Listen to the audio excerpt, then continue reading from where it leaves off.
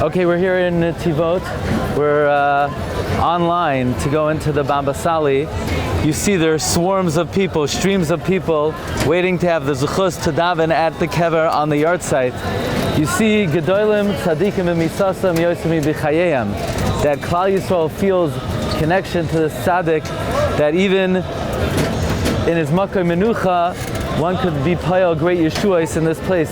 The Baba Sali was renowned for his Avas Yisrael. Actually, there are very few, if any, Sfarim we have from the Baba Sali. The only actual manuscript we have from the Baba Sali right now is a sefer called Avas Yisrael. All of his other manuscripts are hidden and lost.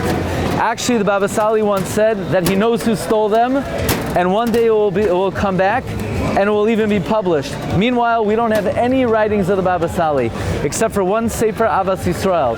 And in Sefer Avas Yisrael, the Baba Sali connects all the mitzvahs in the Torah to V'yahavta l'recha kamocha. He explains how V'yahavta l'recha kamocha is the basis for all 613. Actually, right now we only have an explanation for 127 mitzvahs. For example, in the mitzvah, the first mitzvah in the Torah, Pru Revu. So the Baba Sali says, V'yahavta l'recha kamocha. Kamocha is Gematria 86. 86 is Peivav. Peivav is Pru Revu. So the Gemara in Kedushin says the main Ahavas Yisrael is for one's wife. So the Baba Sali reads the pasuk, V'yahavta l'recha kamocha, is referring specifically to one's wife. Kamocha is 86 through the mitzvah of Puravu, then al yidei ish ve'isha ani Hashem your mashlim l'shem havaya. So this was one of the great roots of Kedusha, the Baba Sali, is tremendous ahava for every Jew. And if somebody was suffering, the Baba Sali would fast, would cry. The story goes in 1970 when there was a big hijacking and many Rabbanim were taken hijacked. The Baba Sali was visited by a contingency who came to ask him to daven for those Jews who were kidnapped, and the Baba Sali said, no, first you have to wash. And he made a big suda, and then he told them, you think I need you to come to tell me that I should daven for them? For many, many days already I've been fasting for them, I've lost sleep over them. But you should know that I lit candles b'zchus tzadikim. By the way, the Baba Sali had two great pillars of tzaddikim that he stood upon, the Or Chaim HaKadosh and the Baal Shem Tov. He would not make Kiddush on Shabbos before he finished learning from the Sefer Or Chaim HaKadosh. And the Baba Sali lit candles for the welfare of these Jews, and he saw a siman min hashamayim that they would be saved. And the Baba Sali says, now we're having a Sudas Hoida even before they're rescued, because I have a siman min hashamayim that they're going to be saved. So they asked the Baba Sali, when will they be saved? So he says, the Nashim and the Ketanim by tomorrow, and the men before Rosh Hashanah. The Kachava, that's what happened. So we see the great Avas Yisrael, and until today, the one Sefer we have from Baba Sali is Sefer Avas Yisrael, and hopefully Be'ezus Hashem, we hope to have all of his manuscripts and all of his Torah Zechusa Yagein Oleinu on the yard site. And you know, one amazing thing to point out is the Baba Sali's yard site is Parshas Boy in Shovavim, because we know the Baba Sali restored the Kedusha of Shovavim. He fasted during Shovavim from Motzai Shabbos until Kiddush on Friday. So the Baba Sali, his yard site is during Shovavim. His yard site is during Shovavim, because the concept of a yard site is on the day of a tzaddik's passing, his teaching becomes ingrained in the hearts of the Jewish people. So the Baba Sali's yard site being during the Shovavim, the week of Parshas Boy, made it that for all eternity he seared into the souls of the Jewish people the Kedusha of Shovavim, Zechusa Yagein Oleinu. Okay. We came all the way to Agur, which is a village near Beit Shemesh, to the kever of an individual who is Melumad Benisim, Rabbi Gavra. Rabbi Yitzchak Gavra. He was Nifter Chaf Aleph Tammuz, Taf Shin Yud, 1950. And he's buried right outside of his house. It's not a cemetery. People are not supposed to be buried here. They try to move him many, many times. Every time they try to move him, something happened, and they took it as a siman hashamayim that he should be buried here. He said he wants to be buried here because he desires to be buried opposite his house by a carob tree. Now, right here is his kever. He's buried next to his wife. And a young child, a tinok, hayenuka, hatinok sheyatz nishmasa mitoch kriya shema, the kever of Rabbi Yitzchak Gavra. He was named after his father. He took on the name of his father, Rabbi Yitzchak ben Rabbi Yitzchak Gavra. Hamafursam benisim b'chayav ula'achar moisoi. Even after his death, he's still melumad benisim. He was niftar on a Thursday, Chafal of Tammuz, in 1950. Asak b'toiro uvavoida im achiv hatzadik Rabbi Avram Gavra. Rabbi Avram Gavra was the mamala makam of his father, and when Rabbi Yitzchak Gavra's brother Avram passed away, Rabbi Yitzchak Gavra took him over. He was a leader of Yemenite Jews in Aswad. He was known as the Poyel Yeshuais from Agur. He was the Rav in Aswad, and when he made Aliyah, he was one of the first settlers here in Agur. He was born in 1859. He passed away at about 92 years old in 1949. So he was from a long line of Rabbanim, 17 Rabbanim. So as we mentioned, when his father passed away, his brother took him over, and then he became the Mamala Makam of his brother. He came to Eretz Yisrael during Operation Flying Carpet. He first came to an area in the Sharon and then came here to Agur. He left in his Sava. He wanted to be buried near a carob tree opposite his home. He wrote, Ritzoini li kaver kan begiva mul beisi pai eshev ki ivasiya. Here I dwell because I desire it. And he told his wife that she would pass away soon after. Indeed, she passed away also 1950, 90 days later. He was buried on Erev Shabbos, Samach l'chashecha, and also there, as we mentioned before, next to him is an unnamed kever of a Yenuka who passed away reciting the Kriyas Shema. Now, they made numerous attempts to move him because this is not a cemetery. This is the middle of a village. People technically were not supposed to be buried over here. And it was an unmarked grave. It became covered with grass. And 20 years after his patira, a woman here in the neighborhood dreamt that Rabbi Yitzchak came to her and said, "Why don't you come to pray at my grave?" And he blessed her that her daughter would have 3 children. She removed the grass, and this kever was revealed. And when her daughter had a boy, they named the boy Yitzchak. Yitzchak lives next door. He's the caretaker of this kever. In 2023, his great-nephew Yisroel Gavra put out 2 svarim in his memory, Oitzer Yeshuais, Vaye'et Har Yitzchak, about different skulos with a parak about his Maisa Gvuros, and also there's another sefer Gvuros Yitzchak that elaborates on his the Maisa Nisim that people experience davening at his kever. So Chusay Yagein Aleinu Ve'al Kol Yisrael Amen. Amen. We're here at a very historic location. We're outside of the old Shaarei Tzedek hospital, surrounded by tremendous construction on all sides. You see the national bird of Israel. You see the crane right here. And we're right outside the Knisa of the city. And outside of the old Shaarei Tzedek hospital is a very small cemetery where the Dushinsky Rebbe is buried. Now, he was nifter in 1949. This was at a time that the Arabs took control of Har HaZeisim in the War of Independence, so he couldn't go to Har HaZeisim, so he's buried in this small area outside of the old Shaarei Tzedek hospital.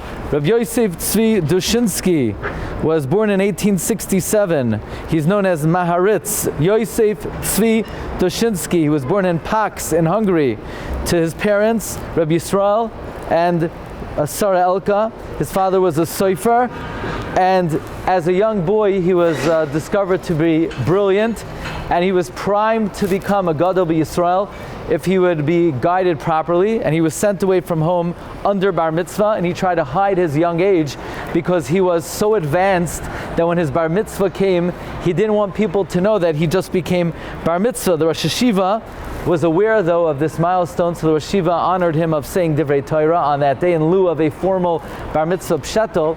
And after the pshatel, the Rosh Hashiva kissed him on the head. He said, Muftachani, I am guarantee that you will be one day a great Gadol b'Yisrael. He went to learn by the Shevet Sofer of Shimon Binyamin Sofer.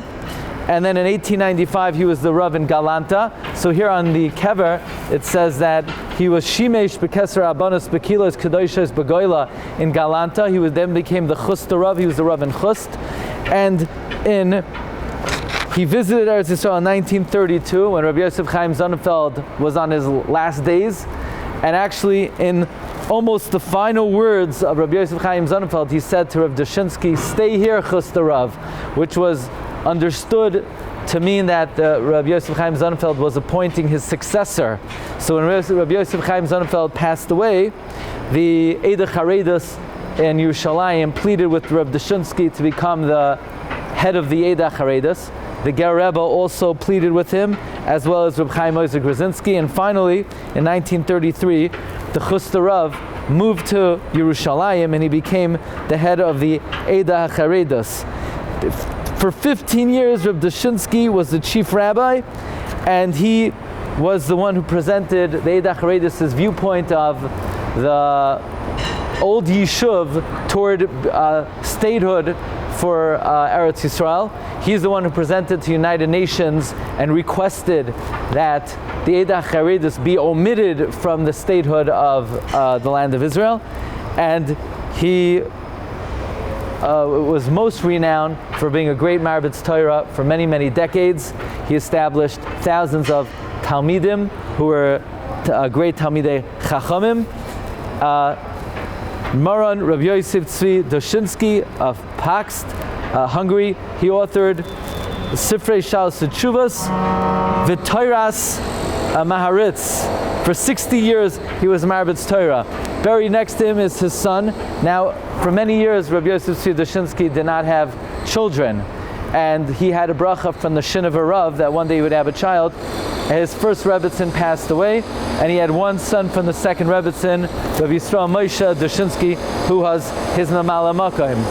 Buried next to him in the far off is Moshe Wallach, who was the founder of Shaarei Tzedek Hospital, who's also buried right here. Zechusam Yagein Aleinu V'al Kol Yisrael. Amen. Okay, we're here outside of the old Shaarei Tzedek Hospital. We mentioned in a small cemetery. And Rav Dushinsky is buried here because he couldn't go to Har HaZeisim. And buried here is Eved Hashem, Harav HaRoifei HaRachum, the eminent doctor, Dr. Moshe Wallach, who is the founder and Menahel, the administrator of Shaarei Tzedek Hospital. And it says he dedicated his life for Tikkun Olam, to bring rectification for the world, for the advancement of society, Ulamadas Hadas Al Tila, together with promoting the observance of Torah and mitzvahs.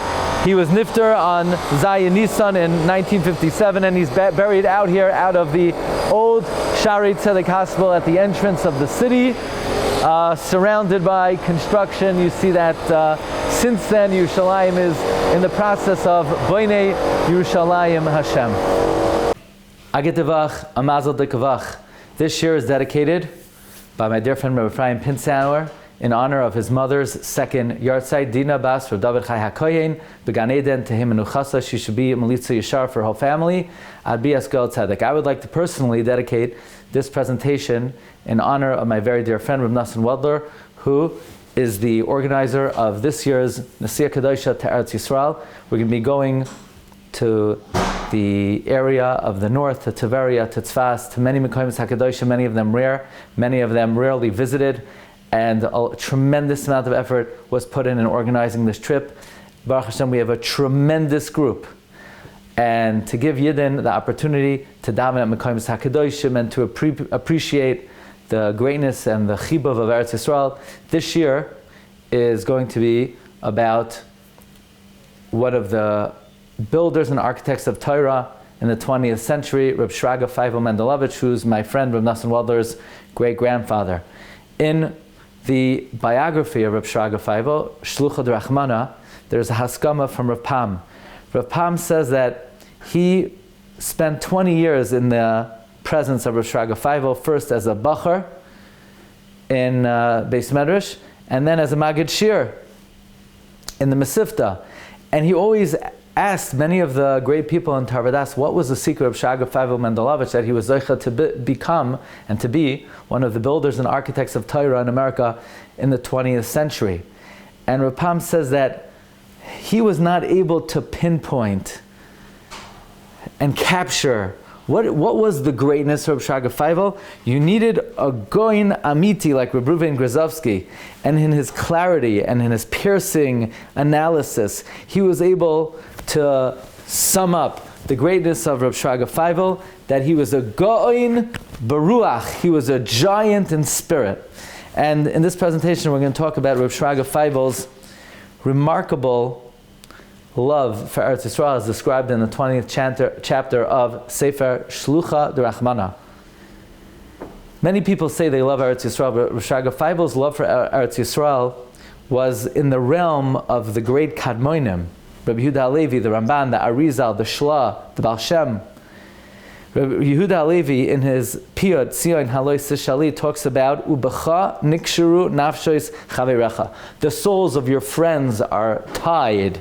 This was a type of love Rabbi Shraga Feivel had to Eretz Yisrael. When he left Europe, he says, we're going to Eretz Yisrael. He was going to America, but he understood wherever he was going in life, it was to ultimately be able to get to Eretz Yisrael. In his home in Williamsburg, on South 2nd Street, opposite where he sat at the table, in black letters, was the oath, Im Eshkachech Yerushalayim, Tishkach Yemini. And his love for Eretz Yisrael expressed itself at times where he would get down on the floor at midnight and say Tikkun Chatzos, or when he would give a shir in Tanakh, or speak out the nevuos of Yeshaya. Each time he would get to the psukim that talked about the Churban Beis Hamikdash and Churban Yerushalayim, he would break out in tremendous bechiyos. And when he would get up to the psukim of Nechama, again his eyes would drip with tears, but these were tears of joy. And he would say as follows. He would say that, what does Eretz Yisrael mean to a Jew? It's not so much, is there a halachic obligation? But he would paint the following picture. You could go to New York, you could go to the zoo, you could go to the Bronx Zoo, and you'll see there's an exhibit there. There's a white bear, there's a polar bear there. The only thing is polar bears don't live in New York. You know, they don't live in Brooklyn, they don't live in Flatbush. So how'd they get a polar bear to the Bronx Zoo? Well, they create this artificial environment where they make it like the tundra, where they pump in freezing air, and they make ice in the water. But this is not where the polar bear lives. Polar bears don't live in New York. Everything about it is artificial. Or sometimes they would take a tiger from the jungle or from India, and they would bring it to Scandinavia or to the Ukraine. Tigers don't live in Scandinavia, so what do? They put it in some artificial environment and they pump in hot air. But this is not the natural habitat of the tiger or the polar bear. So too, Rabbi Shraga Feivel would say, Eretz Yisrael is the natural habitat of a Jew. Yeah, you could be a Jew in America or New York. You could have shuls, you could have batei midrashim, but it's all artificial. It's not the natural habitat of the Jew. This was his view. This was his perspective on Eretz Yisrael. He actually had many initiatives in Torah V'das in the early days to have a program. He would call it Yesod Hamala. It was based on Psukim and Ezra, that the purpose of this initiative is that every Jew in America should have some kind of concrete plan to tie their destiny to Eretz Yisrael. So he would even have a program where Jews should own some form of real estate in Eretz Yisrael, so that this would, in a concrete manner, tie their destiny to the Jewish people. And there was pushback because there were those who were not in favor of secular Zionism, and Rosh Hashana said this has nothing to do with secular Zionism. This is Judaism.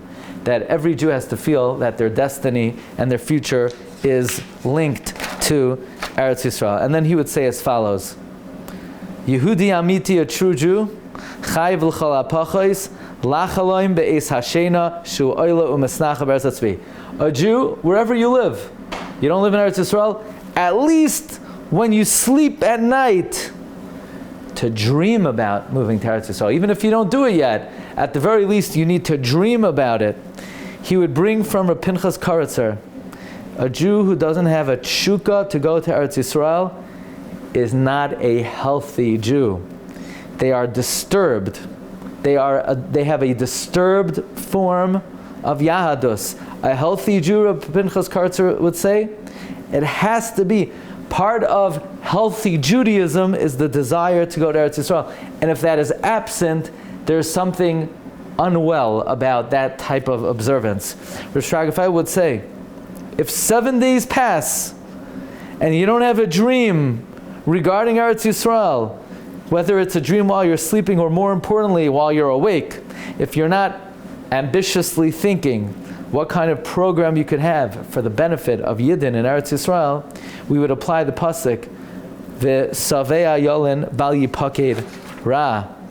A good Jew, it is impossible that a week should go by without some kind of new good idea for the benefit of the Jewish people in Eretz Yisrael. So this was part of Rav Shraga Feivel's worldview on Eretz Yisrael, and Bez Hashem, we have a trip now for 3 days. We're going to the north, we're going to Hebron, and it's interesting that the Maharitz, Rav Yosef Tzvi Dushinsky, the first Dushinsky Rebbe, when he sent his official statement to the United Nations on behalf of the Eda Charedis, and he would talk about the ancestral right of the Jewish people to Eretz Yisrael, he would say that even those who are not able to reside there, these are his words, would make it their business to visit at least once in their lives.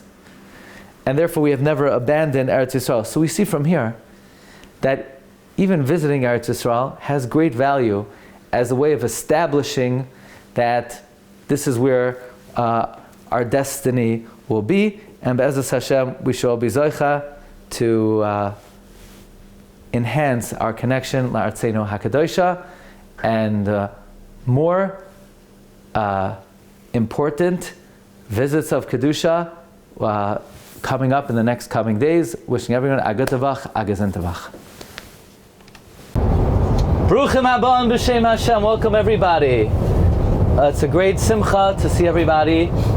This is by far our largest and most successful trip to Eretz Yisrael.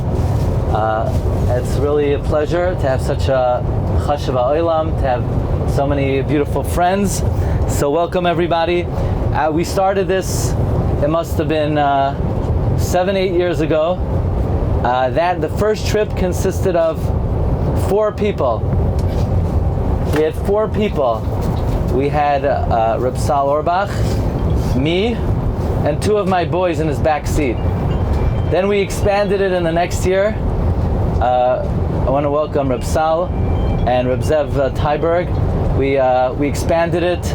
I think we had 17 people. And then in year 3, we got a bigger bus. We had 22 people. Then maybe we expanded it to 24 people. And we haven't done this in a couple of years. So this year, we're pushing 100 people. Baruch Hashem.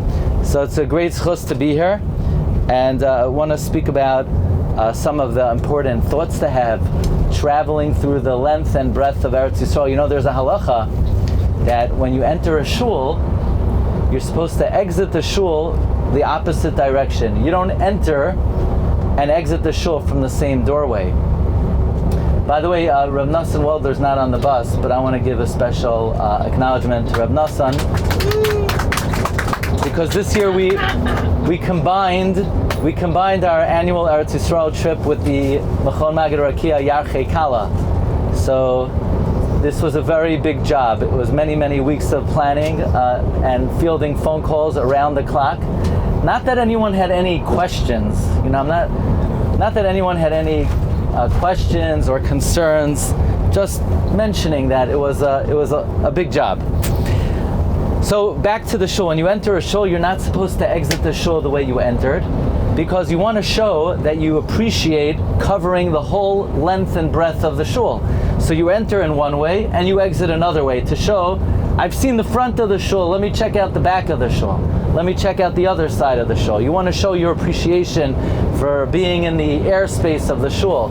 So the same thing with Eretz Yisrael. It's wonderful to spend time, Yoshev Tach Gamoini, Ish Tachas Gafnoi V'Tachas Te'inasai, but a way to be mechabe v'sa'aras is to travel through the length and breadth of Eretz Yisrael. So I want to start with an amazing tshuva. This tshuva was authored by Rabbi Yecheskel Kachli. Who's Rabbi Yecheskel Kachli? He never existed. There is no such person as Rabbi Yecheskel Kachli. Rabbi Yecheskel Kachli is a pen name for the Ben Ish Chai. One of the Svarim the Ben Ish Chai he wrote anonymously, Shailas Tshuvas Torah Lishma. He wrote it Lishma, without any desire for acclaim. And the gematria of Yecheskel Kachli is the same as the name of the Ben Ish Chai. And the question posed to him was, somebody asked him, this individual moved to Tzfas, and there was an area outside of Tzfas that he could travel to. It was a couple of days away, and in this area he'd be able to partake of the delicious fruits of the Peros Genosar. The only thing is, traveling a couple of days to the Peros Genosar meant he's going to lose time from his learning, from his shiurim, from his... Actually, yesterday in Yerushalayim, I met a Talmid Chacham who gave me a little musar. He said, Rabbi Glatstein, you're going on the trips, but what's going to be with the shiurim and the learning? Maybe you should cool off with the trips. That's what he tells me. So I listened very respectfully. I wanted to pull out this tshuva from Rabbi Yecheskel Kachli. I had some derech eretz. I also took what he said to heart, The Sfas Emes, it was just the yard said the Sfas Emes. Sfas Emes said, when somebody gives you musar, even if they're wrong, don't respond. It's always good to hear musar, even if they're not correct. It's good for your neshama to hear words of musar. But anyway, he was telling me, when it comes to learning, he said you can never be meisiach das from learning. What does it mean to be meisiach das from learning? Rabbi Yashiv said meisiach das means if you could hold in your blink, then you shouldn't be meisiach das from learning. That's what it means. Hasoif einecha boy ve'einenu. Just so that's what. Okay. Now with that in mind, the question was asked to Rabbi Yecheskel Kachli: should he spend 2 days traveling to this area outside of Tzfas to eat from the fruits? He's losing learning. He's losing his regular avodas Hashem. He's losing, and maybe you'll question, what's he doing? He's eating the fruits of Genosar. What avodas Hashem is involved in eating the fruits of Genosar? This was the question posed to Rabbi Yecheskel Kachli. So the Ben Ish Chai responded, look in the Gemara in Eruvin, that Rabbi Bar Chana says, we used to follow Rabbi Yochanan to Genosar. And if we had 100 Talmidim, each one took 10 fruits. If we had 10 Talmidim, each one took 100 fruits. And we gave it to Rabbi Yochanan, and Rabbi Yochanan ate all the fruits. He ate 1,000 fruits. By the way, a fruit is usually a round object. Sometimes it's colored red, or just, in case you haven't seen them, for people who come from New York. A fruit, they grow on trees. Rabbi Yochanan ate all 1,000 fruits. Ask the Ben Ish Chai, Rabbi Yochanan, he's compiling the Yushalmi, he's giving regular shiurim. How could he take off time to eat fruits? Says the Ben Ish Chai, to show chavivus to Eretz Yisrael, it's worthwhile to take off time to show your love for Artzeinu HaKadosha, because Eretz Yisrael is the land of Torah, so you need to appreciate the land. Actually, Chassam Sofer points out that if you look in Sefer Rus, Chassam Sofer is Masechta Sukkah, Daf Lamed Vav. In Masechta Rus, in Megillas Rus, Boaz is the Shofet. He's the Gadol Hadar. And what's he doing the whole day? You ever find him in the Beis Medrash? He's not in the Beis Medrash. Where is he? He's in the field. Why is he in the field? Says the Chassam Sofer, if we caught Boaz putting on tefillin, would we ask, why is he putting on tefillin? If we saw Boaz wearing tzitzis, would we ask, why is he wearing tzitzis? He's in the field because there's a mitzvah d'oraisa to work the land, says the Chassam Sofer. So, therefore, the Ben Ish Chai responded to this man, it is not considered indulgent to go to the area to eat the Peros Genosar. It's not a waste of time. It's a valuable way to spend time, even at the cost of other endeavors of Avodas Hashem, to show chavivus for Eretz Yisrael. Actually, it's very interesting. Is there value in visiting Eretz Yisrael even if you don't live there? Does it have spiritual value to visit? Absolutely. The Gemara says that if you walk, David, what does the Gemara say? If you walk 4 amos. Very good. If you walk 4 amos in Eretz Yisrael, you gain Olam Haba. Therefore, Rav Shlomo Zalman paskins that even though one should avoid airplane travel in the 9 days, you're allowed to come to Eretz Yisrael in the 9 days because it's a mitzvah to come to Eretz Yisrael. Says Rav Shlomo Zalman, you could even come on Tisha B'Av itself to Eretz Yisrael.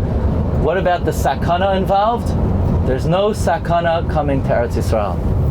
By the way, just a personal recommendation, it's always advisable to come to Eretz Yisrael on Tisha B'Av as opposed to coming to America on Tisha B'Av. Because if you come to Eretz Yisrael on Tisha B'Av, your fast will be about 5 hours shorter.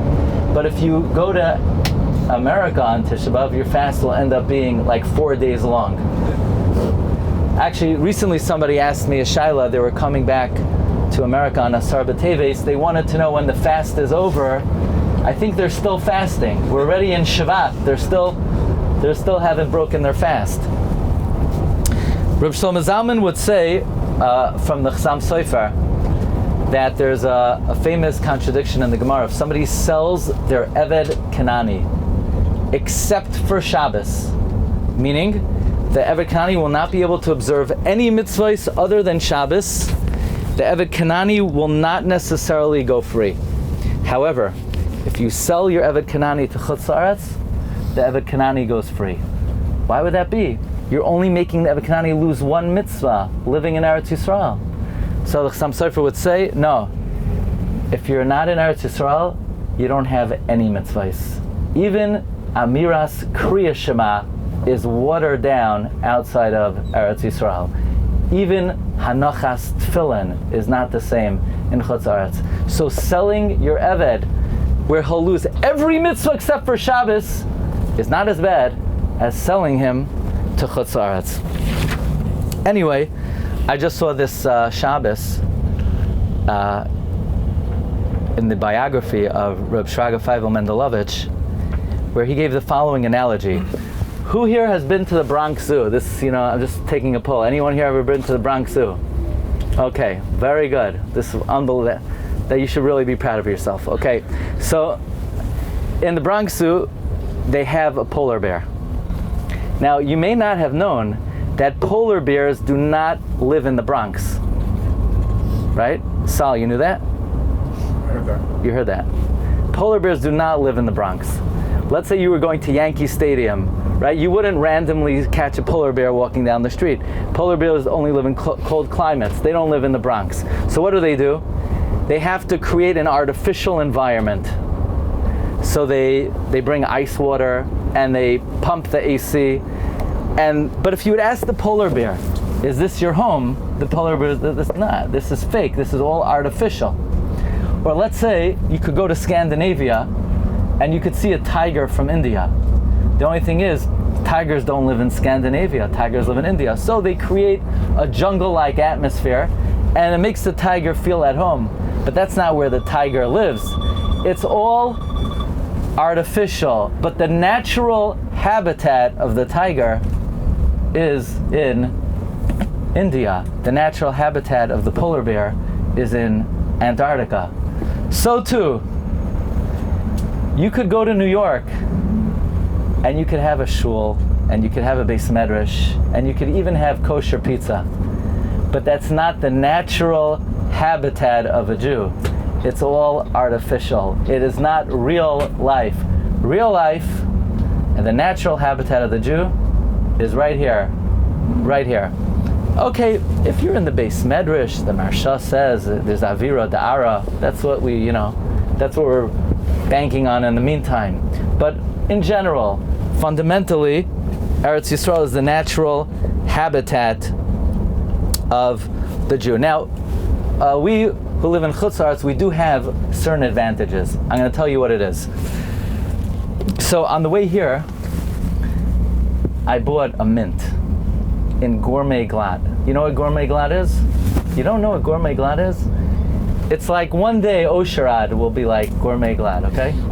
Now actually, I have to say, I think, you've basically caught up, okay? If not more, if not exceeded. So I bought this mint. I figured on the plane, I'm going to have this mint. So I put the mint in my mouth. It tastes good for the first maybe millisecond, 2 seconds, 5 seconds.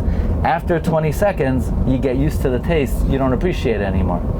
So people who live in Eretz Yisrael, actually a big Lamdin told me, big Mechaber Sfarim, he says, people in Eretz Yisrael, they don't appreciate being in Eretz Yisrael because they're used to it. They take it for granted. We who come from Chutz La'aretz, we come here and we're stunned by the tremendous kedusha, and not only in Avodas Hashem, but even in the physical world, even in the Gashmias, we could appreciate it because we're not used to it. So that's one of our advantages. The other advantage we have is, you see, we're used to 2 days of Yom Tov.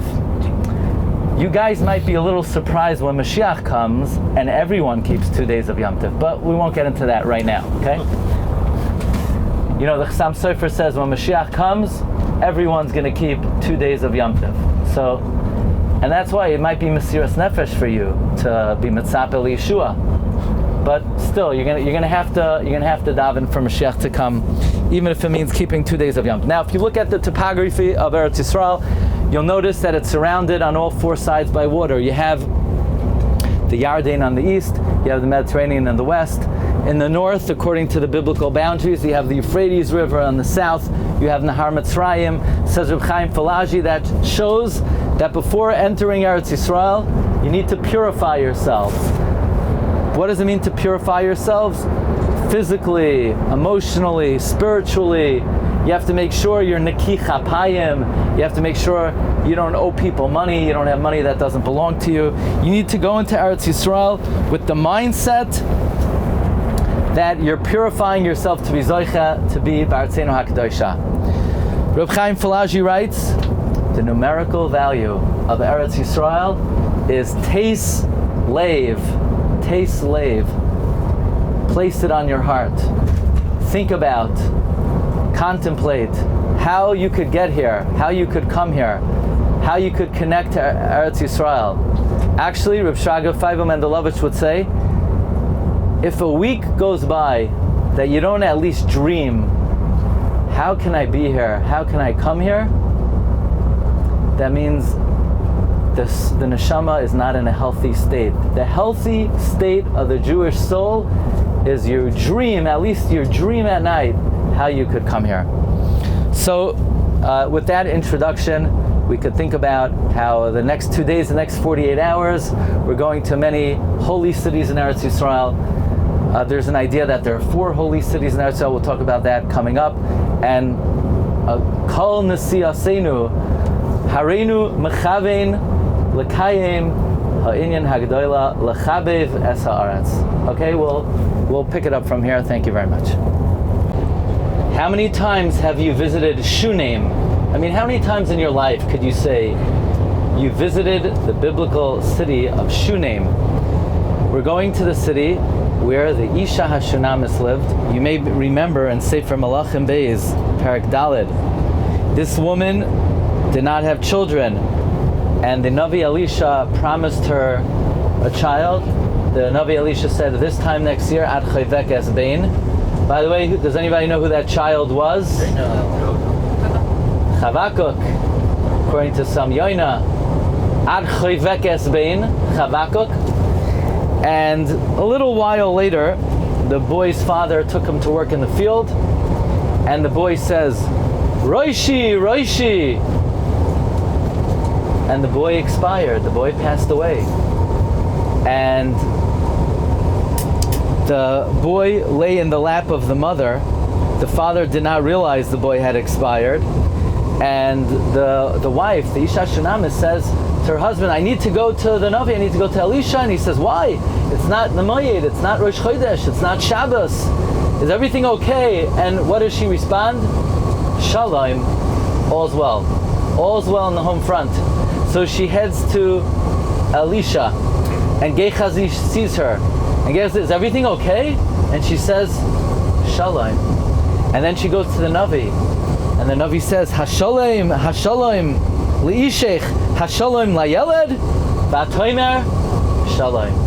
What do you mean shalom? Her one kid is dead. She's going to the Navi that the Navi should revivify him, right, Yehuda? To resurrect him. So why would she say shalom? Why does she say everything is well? Everything was not well. Her son was not alive. So I'm going to share with you now a Dvar Torah, not from a great Rishon, not from a great Achron, not from a great Rosh Hashiva, from a great Rebbetzin, from the Rebbetzin of Rabbi Aryeh Levine, and she has the following Chiddush, and she uses it to explain why Sarah Imenu was criticized for laughing and Avram Avinu was not criticized for laughing. The Rebbetzin of Rabbi Aryeh Levine, and this is printed in the biography of Toldois Chayev Rabbi Aryeh Levine.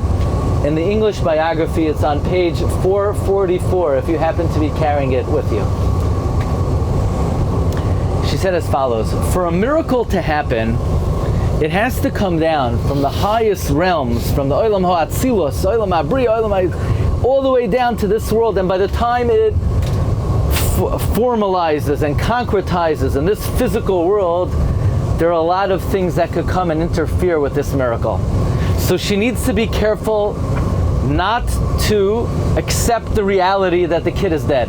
Because if she says the words, my son is dead, then for a miracle to override that, that would be a miracle, lamala min hateva, very difficult for a miracle to change that physical reality. So she knows that if she's going to be zoicha to some form of miracle, the one thing she cannot do is acknowledge the reality that the kid is dead. So the husband asks, is everything okay with the kid? And she says, everything's great. And Gehazi asks, and Elisha asks, because unless she says the words, the kid is dead, a miracle could still change the reality. But once she acknowledges that reality, a miracle will have a very hard time happening. Says the Rebbetzin of Rabbi Aryeh Levine. Avraham laughed just like Sarah laughed. But the pasuk by Avraham says, Vayomer belibai. He thought, he laughed, but he laughed in his heart. He never said, I'm too old to have a child. So he laughed in his heart. But the Rebbeinu Shem could do anything. And the Rebbeinu Shem could bless Avraham with a child. What was Avraham Avinu, 100 years old? Okay. We heard in our times, there was a man, he was only 12 years younger. Miracles happen. It's not a big deal. So what a miracle happened. As long as Avraham Avinu didn't say that he's too old. But by Sarah, Vatitzchak Sarah Bekirba Lamar, she said it. She said, Acharei v'loisi hoysali edna. She said the words, it can't happen. If she says it can't happen, it can't happen. So you'll ask, but it did happen. So what's the problem? No, says the Rebbe Rabbi Aryeh Levine, that's because the Rebbeinu Shem came and he said, Hayipole me Hashem davar, I'm going to make a new miracle now. She blew out of the water as the first miracle. The first miracle she lost. The Rebbeinu Shem had to now come and make a second miracle. Now, what you may not be familiar with is another similarity between the birth of Yitzchak and the birth of Chavakuk, the son of the Isha Hashunamis. What we're about to learn is not for a general audience. Okay? And don't come and ask questions or extrapolate to contemporary society. Just accept the words. This comes from the Ben Ish Chai's commentary to the Haftarah of Parshas Vayera.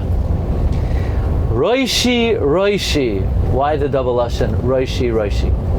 If the Navi said that the Isha Shunamis would have a child, then why would he have to die and come back to life? By the way, could you think of anyone else who was born after many years, who had to die and come back to life? Yitzchak Avinu. The Zohar says, and by the way, Reb Chaim Vital says he has two interpretations in the Zohar. One of them he likes better, and he can't remember which one the Arizal told him. That's what Reb Chaim Vital writes, and this is quoted by the Ben Ish Chai in his commentary to the Haftarah on Vayera. The Reb Chaim Vital is found in Shar HaPsukim, Parshas Vayera. Yitzchak and Chavakuk have a soul connection, and it's as follows.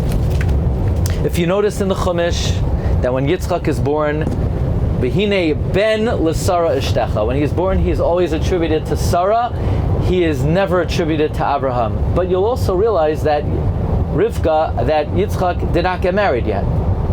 Not until the Akedah. And then at the Akedah, what does the pasuk say? Ve'ele toldos Yitzchak ben Abraham. Oh, now it's time for him to get married. As soon as he's attributed to Abraham, now he goes and he gets married.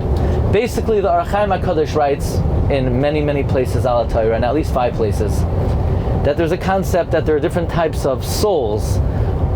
The soul of a person can be rooted in the male side or in the female side. And Yitzchak, when he was born, it was V'hinei ben l'Sara ishtecha. His neshama was misitra denukva, was from the female side. And therefore, even though he was 37 years old, he didn't get married yet. But at the Akedah, contrary to what you learned in Cheder, that Avraham Avinu wanted to shach Yitzchak, and at the last second the Malach said, don't do it. The Medrash in the Pirkei Rebbe Eliezer brings, in the Shebaya Haleket he brings, that when Avraham lifted up the knife to Yitzchak, Parcha Neshmasa, his soul departed. Yitzchak expired. And Hashem, what did Hashem do to Yitzchak? Very good, Yehuda. He revivified Yitzchak. He brought Yitzchak back to life. And when he brought him back to life, he came back to life with the soul, Misitra de Dachra, a male soul. Now that he has a male soul, he could get married. Now he's no longer attributed to Sarah. He's attributed to Avraham Avinu, and he gets married and he has a child. That's the story of Yitzchak. Says the Ben Ish Chai, based on the Arizal and Parshas Vayera, what goes around comes around. In Kol Chadash Tachas Hashemesh. That's what happened to Chavakuk Hanavi. He was born originally with a soul Misitra de Nukva, but he was not capable of bearing offspring. Therefore, he expired, and the mother said, "Roishi, Roishi." The first Roishi was from her and her husband. The second Roishi, Elisha revivified him with the soul Misitra de Dachra. That was his second Roishi. And with this understanding, you could explain, we're not going to get into all the Greek sieves in the Haftarah of Parshas Vayera. It says At, but it's written Et, because really it was a soul that comes from Elisha Hanavi. So that's just a little bit of the background of the story of the son of the Isha Shunamis. Okay, welcome everyone. I think this is one of the more substantial size groups we've had, so I hope everybody could hear me. We are not at a kever. This is not the kever of the Isha Shunamis. This is the house of the Isha Shunamis. Now, we don't typically go to people's houses, especially if they didn't invite us. But what exactly is the significance of the Isha Hashunamis's Aliyas Kir? And what evidence is there that this is in fact the Aliyas Kir of the Isha Hashunamis? There's a Sefer Segulas Chaim, Skulois of Reb Chaim Kanievsky. It is well known that people who are waiting to have children or more children, Reb Chaim Kanievsky would advise them to come here. Husband and preferably and wife, or wife and preferably and husband. So they asked Reb Chaim Kanievsky, what evidence is there, upon what basis is there that this is a makom of Kabbalah's tefillah? So Reb Chaim said, it's well known, my father, the Stipler, would advise people to come here based on the Medrash Rabbah. The Medrash Rabbah says in Parshas Vayetze that Rabbi Shia said that we know that Yaakov Avinu listened to his father and he left Padan Aram. But then the pasuk says Vayetze Yaakov mi Beersheva. So says the Medrash, well, we know he left Beersheva. He already left at the end of the previous parsha. Why does it at the end of Toldos? Why does it have to say Vayetze Yaakov mi Beersheva? The Medrash says the following words: when Yaakov wanted to leave Chutz La'aretz, Mehechan Hurshaloi, where did he get permission from? Loi mi Beersheva. In other words, when Yitzchak, he said, Abba, b'shah shabikesh lotzeis l'chutz la'aretz, mehechan hurshaloi, mi Beersheva, af ani hareini hoylech leBeersheva, im noisin li reshus hareini yotzei. Meaning that Yaakov Avinu said, my father got permission from Beersheva, I will get permission from Beersheva. Says the Stipler, permission meant his father davened here. And when a Navi davens somewhere and it's accepted, that establishes that this place is conducive for one's tefillos to be accepted further. That's how Reb Chaim Kanievsky interpreted this. The custom is to say Perek Kuf Beis and Perek Kuf Gimel. Now, what evidence is there that this is the house of the Isha HaShunamis? Definitely this plaque was not there. These stones, I don't think were there. These look like more recent stones. There's a Sefer Kafter V'Ferach. Kafter V'Ferach was the Talmud of the Rosh. Rav Ashturi HaParchi. This is Gedalia, I think. Yeah, I think you once picked that one up. From Rav Ashturi HaParchi. And he writes that when he traveled in this area of Eretz Yisrael, he saw the Aliyas Kir of the Isha HaShunamis. And a Rav by the name of David Shmidel came to the stipler, and he told the stipler that he knows where this house is. And the stipler accepted this report. In fact, the stipler told people to come here. This is the only makom in Eretz Yisrael the stipler advised people to come to. Okay? So they asked Rabbi Yashiv, why is this a makom Kabbalah Tefillah? Rabbi Yashiv said, because if the stipler told people to come here, the stipler was kaiveya, that this should be a makom of Kabbalah Tefillah. That's what Rabbi Yashiv said. Now, in the year 2000, after people started coming here, Reb Chaim Kanievsky also advised people to come here, and they organized a big trip. 600 men and women came here in the year 2000, led by Reb Chaim Kanievsky and Rebbetzin Kanievsky, and a very large percent of them who came here in the year 2000, led by the Tzedek Reb Chaim Kanievsky, were Zoicha Tezarachaya V'Kayama. Then in 2012, there was another trip, and more people came. And Reb Chaim Kanievsky kept a record, and every time one of them had a child, he would say he had a count of which people were Zoicha Tezar V'Chai V'Kame. Now, an Avrech learning in Koilel asked Reb Chaim Kanievsky. He was waiting 8 years for a child. And he was worried if he comes to the house of the Isha HaShunamis, he's going to lose time from Seder. So could he rely on the fact that he'll send his wife here, the wife will daven, and have him in mind? And Reb Chaim says, it's not good enough. Reb Chaim told him no. He said, you should go also. Okay. Now, in the Sefer Siach Shidduch, it's added that Reb Chaim Kanievsky said that the same way this is a makom segula for Kabbalah Satfila for Zarachai V'Kayama, it's also a makom segul for Kabbalah Satfila in the inyan of Shidduchim, because it's the same inyan as Zarachai V'Kayama. So this is established by Gedolei Olam, by Ma'orei Olam.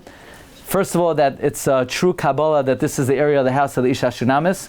It's a makom where her tefillah was neskabel al yedei the Navi Elisha.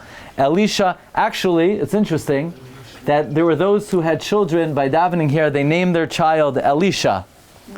That's not mandatory, okay? But that's the report. So this is a makom that was established through the Navi, accepted by the Stipler Goin, accepted by Reb Chaim Kanievsky. So it's already paskind by the Stipler and Reb Chaim Kanievsky that our tefillos in this makom, whether for children or for zivugim, the Gedolei Yisroel have paskind that it's a makom Kabbalah Tefillah, and if that's how the Gedolei paskind bebezdin shomata, you could be sure that these tefillos will be neskabel bebezdin shomala. Okay, everyone, welcome to Akko. At this location, Rabbi Abba would kiss the stones of Akko when he arrived here or when he left here, because actually Akko is in the share of Shevet Asher. If you look around, you'll see a lot of olive trees. May Asher Shmeina Lachmai. However, when the Jews came in the times of Yeshua ben Nun, they did not conquer Akko. So therefore the status of Akko as part of Eretz Yisrael is in question. Is it part of Eretz Yisrael or is it not part of Eretz Yisrael? And the Ramban says that's one of the reasons that Rabbi Abba would kiss the stones to indicate it's even Akko still has the status of Eretz Yisrael. For many millennia until Yafo took over, Akko was the gateway to Eretz Yisrael. It's the main port. In the entire world, there are only 1,100 UNESCO sites, United Nations Educational, Scientific, and Cultural Organization sites. Akko is one of 8 sites in all of Eretz Yisrael that's a UNESCO site. Now, how many UNESCO sites do you think are in Yerushalayim? None, because the United Nations does not recognize Yerushalayim as part of the land of Israel. How many UNESCO sites are in Hebron? None, because the United Nations does not recognize Hebron. But Akko, the Gemara has a question whether it's part of Eretz Yisrael, but that one the United Nations threw in for us, because once they took away Yerushalayim and Hebron, they figured they'll give us Akko. But it's one of 8. It's one of 8 sites in all of Eretz Yisrael that's a UNESCO site. It's interesting. The name Akko, some claim it comes from Ad Koi, meaning you'll see the Mediterranean. The waves go Ad Koi, until here. In other words, it's the coastline. As mentioned, Yoshua ben Nun did not conquer Akko. We're going to come now to the year 1799. 1799, Napoleon begins to his desire to try to conquer the Middle East, and he comes to Yerushalayim. The Rav in Yerushalayim was Rabbi Yomtov Al-Ghazi, and Napoleon's looking at the wall. He's looking at the wall of Jerusalem. He says, no. I'm better off not even trying the forbidden walls of Yerushalayim. So he turns right, he goes up the north coast, he conquers Jaffa, and it's 4,000 residents. He then continues up north. It's now Shabbos, Erev Purim, 1799. Now, who's in Akko at the time? The Ottoman governor is El Jazar. He's called the Butcher of Akko because he would walk around wielding his sword, and if you got too close to him, he would cut off your nose, your ear. And he had an advisor, a brilliant Jewish advisor named Chaim Parchi. Now, Chaim Parchi unfortunately got a little bit too close to El Jazar. El Jazar cut off the tip of Chaim Parchi's nose and left eye and earlobe, but still he was still able to advise him, and he advised him as follows. He told El Jazar that when you build the walls of Akko, here's the plan. Even though Napoleon has been able to conquer most of Europe, but whenever he gets to a wall, it's somewhat problematic. Ultimately he gets through, so what you're going to do is you're going to make a double wall. So when Napoleon's soldiers get through the first wall, your soldiers are going to be standing on top of the second wall, and you're going to attack Napoleon's soldiers after they've crossed the first wall. And according to history, that's what happened. Napoleon comes to the first wall. He cannot enter the second wall of the city of Akko. However, there's a Hasidic tradition of what happened here in Akko, because there was a great man in 1799 who left Uman, and he came to Eretz Yisrael for 8 months. His name was Rav Nachman of Breslov. And at the end of 8 months, Rav Nachman found himself on Erev Purim inside the walls of Akko, as Napoleon is at the walls. And Rav Nachman cursed Napoleon, and Napoleon couldn't get through the walls. So he turned around, and that was the beginning of the end of Napoleon. So just when you thought all hope is lost, Rav Nachman of Breslov is here to tell you, Ein shum yiyush ba'olam klal. It started here within the walls of Akko. Now, the Crusaders came here in the 13th century, and the Crusaders were led by Richard the Lionheart. Actually, I'm going to go back in history. This is a Roman and Greek city. It was conquered by Yehuda HaMaccabee. Yehuda HaMaccabee's brother, Yonasan, was killed in Akko. Elazar HaMaccabee is buried on the seacoast here in Akko. I hope we'll be able to see his kever. He's on an oceanfront view. It's a good, very beautiful place to be buried. I don't know what it costs.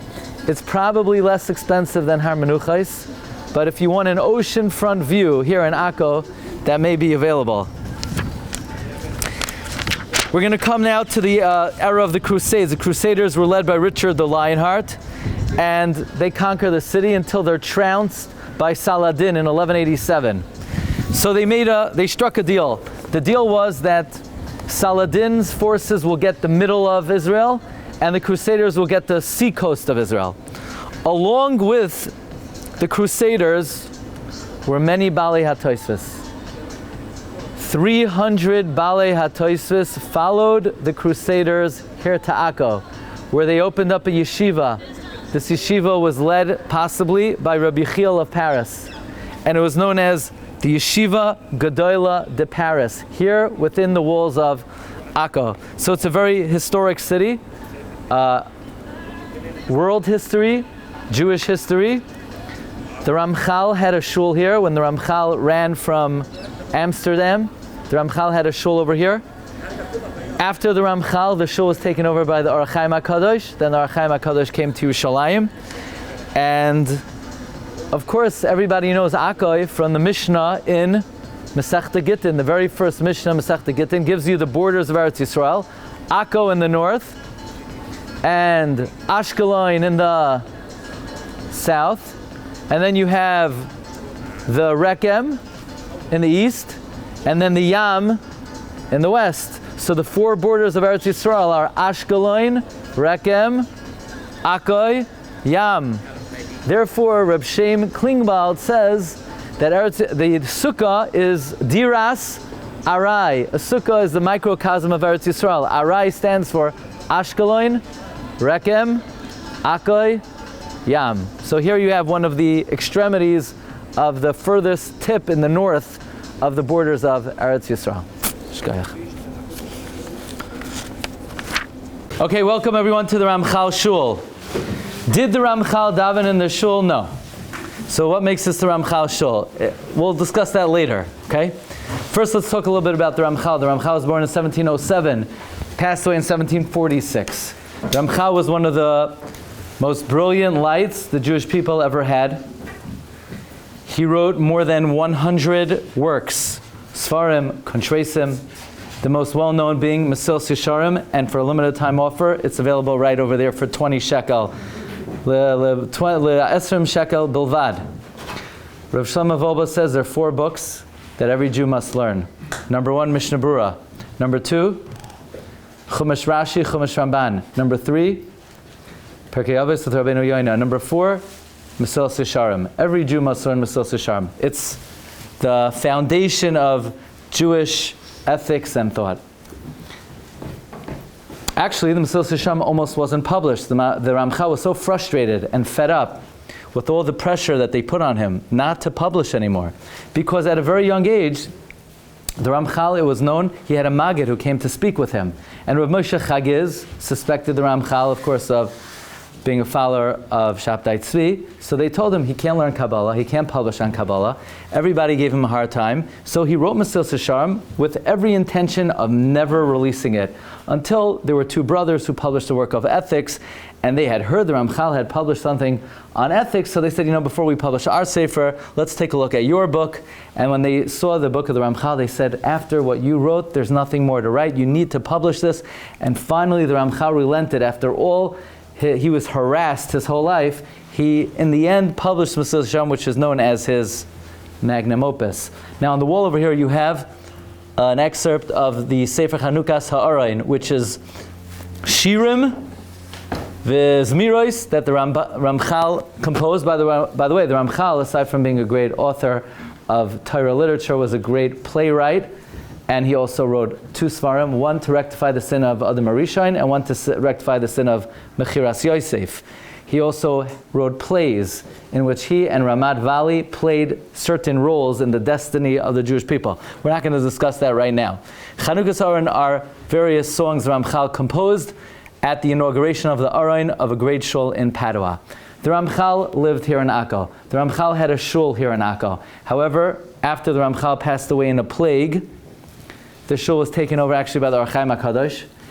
The location was then destroyed. A mosque was built in its spot, and the Ottoman governor, in commemoration of the Jewish people's contribution to this area, he gave a small plot of land. They called this place the Shul of the Ramchal, not the Ramchal davened here, but the Ramchal davened in this general vicinity. But once we're at it, I want to share with you one important teaching of the Ramchal. Ramchal writes in his chapter on Chasidus that one of the highest kavanos one could have in the performance of mitzvahs is that one should think when one does a mitzvah, that their intention is Kedei shehayeshua titzmach b'karov, that by doing the mitzvah, it brings the geula closer. That is considered kavana, and doing a mitzvah that brings nachas ruach HaKadosh Baruch Hu. So that's a great teaching of the Ramchal. Whenever you do a mitzvah, whether it's Talmud Torah, whether it's tefillah, whether it's tzedakah, aside from mitzvahs trichos kavana. Now I'm not getting into that now, but I like to say, what if somebody learned Torah or lit candles Friday night, and they forgot to think formally that they're doing the mitzvah because Hashem commanded us to do the mitzvah? They're just doing it because that's what they do every Friday night, or they always learn. Do you get schar for the mitzvah? If you don't have the formal kavanah, the Shulchan Aruch says, no. Shulchan Aruch says, mitzvah tzrichas kavanah. There is a lenient opinion, the Mishnah Berurah brings down according to the Chai Adam, that, okay, b'di'evet you'll still be yotzei. But l'chadchila, whenever you do a mitzvah, you need to have a formal kavanah, that you're doing the mitzvah because this is what HaKadosh Baruch Hu commanded us. But a very high level kavanah to have is to do the mitzvah kedei shehayeshua titzmach b'karev. That's one of the great teachings of Ramchal in Mesilas Yesharim Zechusai Yagen Aleinu. Okay, off to the next. Okay, we're here at the port of Akko, and actually this location is mentioned at the very beginning of the Chumash. Do you remember? The very beginning of the Chumash. It talks about this location. It says, Ulamikveh Hamayim Kara Yamim. And to the gathering of waters, he called it seas. What does Rashi say? Einoi doime tamdog ha'oila the Akko the tamdog ha'oila ba'aspamya. Yeah? Why is the water called seas? It should be called one sea. All the bodies of water are connected. But the pasuk calls it seas. So Rashi brings from Chazal that it's called seas because every sea has its distinct taste. Because if you would buy fish over here, it's really delicious, the fish over here. At Alfaner Cafe, it's one of my favorite places to give shiurim. I have to say, of all the seacoasts I ever gave a shiur, Alfaner Cafe tops the list. But the fish at Alfaner Cafe, it tastes differently than it does in Spain. So what do Chazal mean? What are Chazal trying to tell us? That the taste of fish in Akko tastes differently than it does in Spain. Of what significance is the taste of fish here being different than in Spain? So perhaps the message of Chazal is as follows. We know Ein Mayim Ela Torah. There's different kind of Torah in the world. There's the Torah of Eretz Yisroel, and then there's the Torah of the Rishonim of Spain. You have many Rishonim who lived in Spain. You have the Rashba, the Ramban, the Rambam. Actually, it's interesting that many of these Rishonim were in Akko. The Rambam was in Akko. The Rabbi Yonason of Lunil was in Akko. Rabbi Chil of Paris was in Akko. Rabbi Yehuda HaLevi, Rabbi Shimshon Mishantz.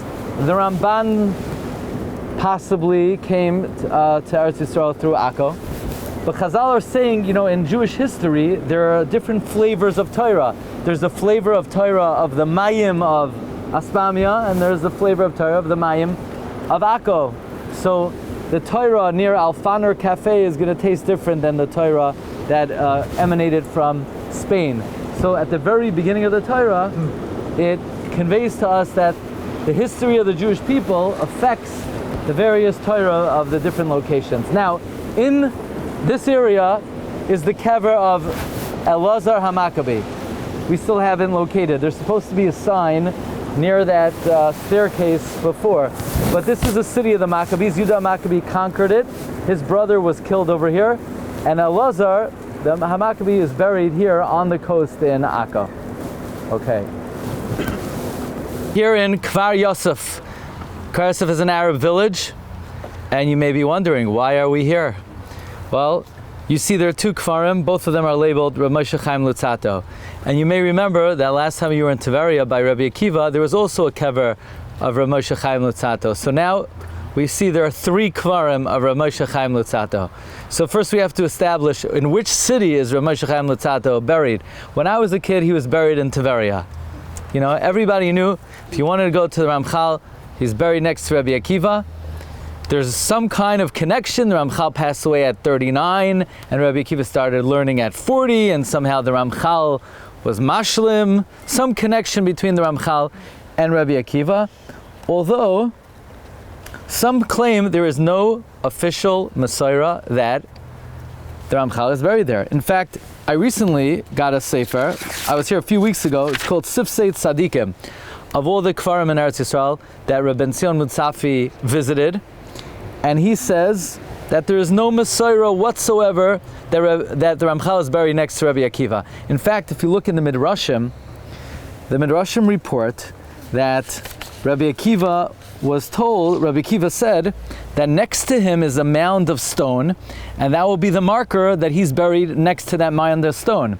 So they took the mound of stone, Rabbi Tzion Mutzafi says, and they decided that now that we know where Rabbi Akiva is buried, they'll claim the mound of stone is Rav Moshe Chaim Lutzato. His words are in the Sefer, Ein Mekoros Muskamim Lamakam Kfarasai Al Yad Rabbi Akiva Tveria. There is no tradition that the Ramchal is by Rabbi Akiva. V'hamesoros hazuhi chadasha. It's a new story. And he says that therefore Rabbi Tzion Mutzafi would not be mishtateach at that kever. However, he says there's no absolute evidence that that the Ramchal is buried here in Kfar Yosef. So the story is like this. We basically have two letters. One letter is printed in a sefer called Igrois Eretz Yisrael, that was printed by Avram Yari. There he brings a letter written by the residents here at Kfar Yosef, who were trying to encourage people to come back to the city and rebuild the city and resuscitate the city. And they were saying, come back to the city.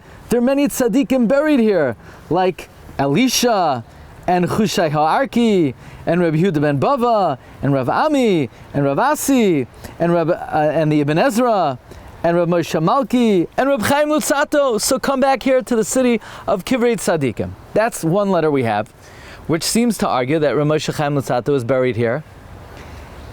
And based on that, Rabbi Tzion Mutzafi very much felt that the Ramchal is probably here. The only thing is that this letter is completely inaccurate, because almost none of the tzaddikim that they claim that are buried here except for Rav Moshe Malki, who's the brother of the author of Malki Bakodesh. So it's hard to rely on that letter, although now there's a sefer, Igrois Ramchal.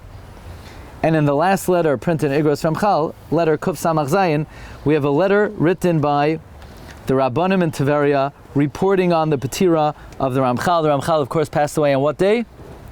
Chaf Aviyar, Yesoid Shebi Yesoid.